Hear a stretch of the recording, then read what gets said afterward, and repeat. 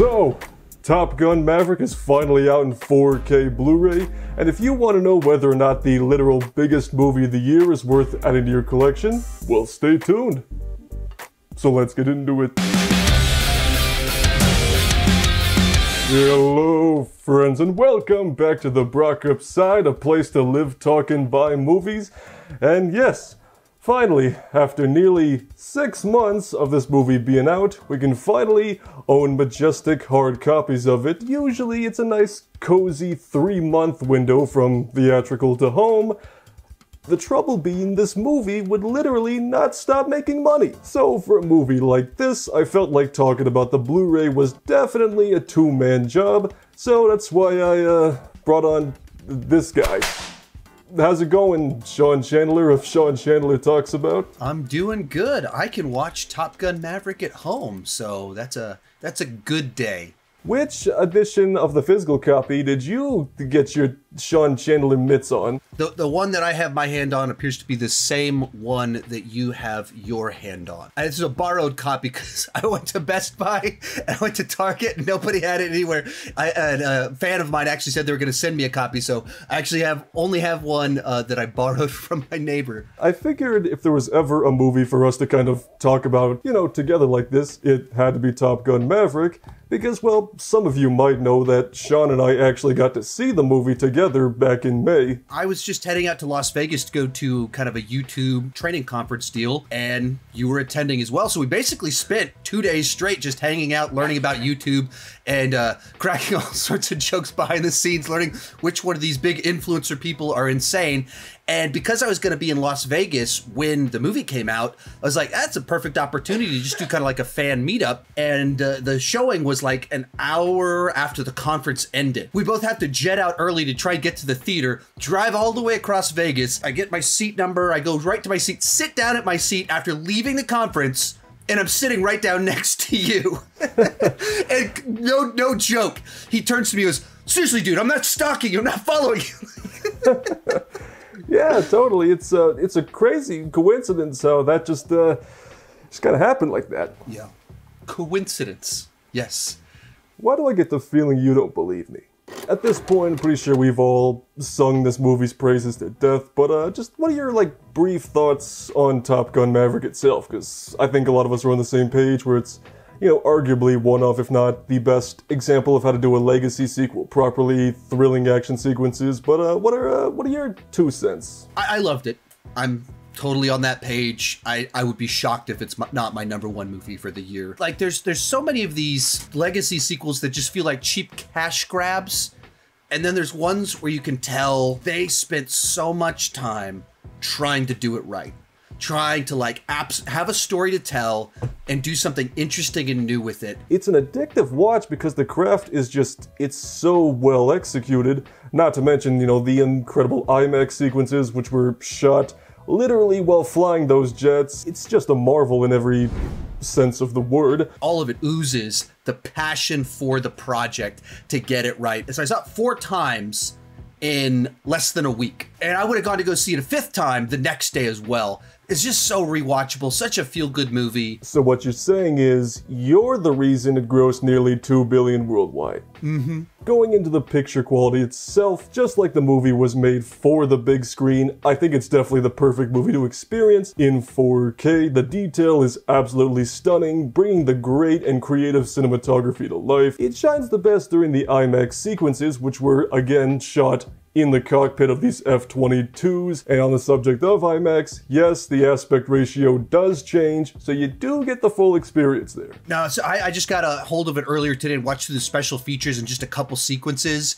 and in particular the one where Maverick steals the plane, and I mean it's just as crisp as you'd want it to be. It's as much as Tom Cruise made a huge point of this movie's made for the theater and we're not going to release it on streaming. That doesn't mean he's skimping it all when it comes to when you do get your home copy of it. Like this is they're not cutting any corners. You're getting a top quality product here. Nothing is gonna beat seeing this movie in the theater with a packed crowd. However, if you are gonna go bring the movie home, if you don't get it in 4K, then don't really bother. So, as far as the picture goes, we're both gonna give that a gold unboxing machete. And as far as bonus content goes, you get a handful of featurettes, which range from about 7 to 8 minutes apiece, talking about the actors training to actually fly these jets, filming the sequences in real time, and just the overall journey of getting the sequel made. You also have a 49-minute Q&A with Tom Cruise at the Cannes Film Festival. Is it Cannes or is it Cannes? I can never remember. I would say Cannes. Okay. I felt like it still left a little bit to be desired in some areas, but that's just me because I'm a real stickler for bonus content. What are your thoughts on the bonus content as a whole? On the one hand, I would agree with you. There's a lot more things I would have liked to have known about the process. I'm always fascinated where stories come from, because one of the phrases they repeatedly said in the special features is Tom didn't want to do it until they had the right story. That's as far as that goes. But I will say, it's a movie where I actually cared about what they did show. I get a Marvel Blu-ray and they're like, here's how we did the special effects. I don't care. I mean, because it's just all the same. But on this one, they go into both all the training that the actors had to do so that they could film these sequences, and then they start talking about building technology to be able to film them. And you start thinking about, like, the reason that these shots in the planes are so crazy is because they had 6 cameras, like, in the cockpit. They're not communicating with the director. They have to direct themselves while acting while in a jet that's going supersonic. And so there's actually really interesting stuff about how this movie got made and why it does pop so much more than all these other gigantic budget spectacle films. Why does this one pop so much that connect with people? I would agree with you that there's more they could have done and more I would have liked to have seen. And the guy that plays Hangman went to the same high school as me, so I was hoping we get more interview footage with. Yeah, I know some people that know him in real life, and they say he's a cool guy, so it's good to hear that he's not a douchebag like his character. Not to mention the fact that it talks about how they had a custom stealth jet made for the beginning of the movie, and it's just like, oh yeah, we just did that for this movie. Yeah, we just did that, like, we went to Lockheed and we're like, could you just build us a test plane? Wait, what? Only Tom Cruise could have gotten this movie made because Tom Cruise is just that crazy. Just to have an actor that can also be the producer that has the clout to be able to say, no, if we're going to do this movie, I'm taking 6 actors and I'm going to train them for months on how to be able to ride in jets, because we're not allowed to just put people in jets because that's dangerous. So we have to train them to So as far as the bonus content goes, we are going to give that a silver unboxing machete. So overall, this movie is 100% worth picking up in 4K, regardless of whether you saw the movie in the theater like nearly $2 billion worth of people did, or you're just completely curious about it. You're gonna have an incredible home experience, and while it is definitely one of the best movies of the year, so why not own it? Any final thoughts there, Sean? It's just good old-fashioned roller coaster cinema. Just a great time at the movies or in your living room in 4K.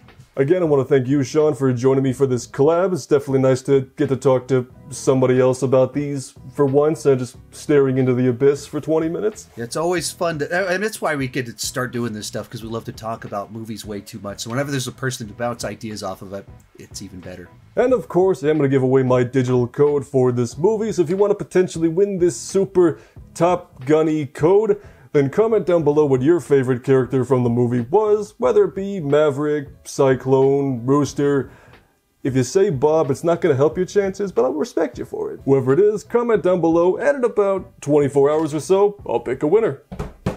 Anywho, but if you want to see some more Blu-ray reviews from me, I got a playlist for that right over here. Otherwise, subscribe if you live talking by movies, and we'll see you on the Brockopp side.